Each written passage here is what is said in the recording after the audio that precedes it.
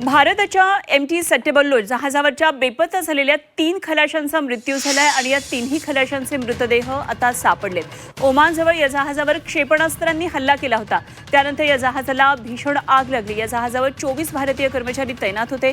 घटनेची माहिती कळताच ओमानच्या नौदलानं तातडीनं बचावकार्य राबवलं। 21 भारतीय खलाशांची सुखरूप सुटका केली। मात्र 3 खलाशी यामध्ये बेपत्ता झाले होते। त्यांचे मृतदेह आज सापडलेले तर इतर 21 खलाशांना तातडीनं मायदेशी आणण्याचे निर्देश अधिकाऱ्यांना देण्यात आलेले आहेत। केंद्र सरकारनं मृत खलाशांना सर्वतोपरी मदत करण्याचं आश्वासन दिलं। या तिघांचे मृतदेह लवकरात लवकर भारतात आणले जाणार आहेत।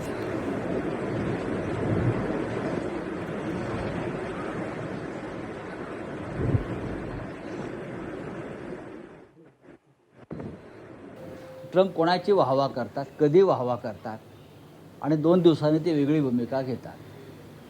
भारताविषयी त्यांनी काय काय म्हटलं सगळ्यांना माहिती आहे। अलीकडच्या काळामध्ये कालच ओमानमध्ये भारतीय जहाजावरती हल्ले झाले अमेरिकेकडून। आमचे 2 जवान ठार झाले, 2 लोक ठार झाले। आमचे तेल टँकर उडवले। ही वाहवा आहे का? आणि त्या संदर्भात नरेंद्र मोदींनी, प्रधानमंत्र्यांनी एक चकार शब्द काढलेला नाही।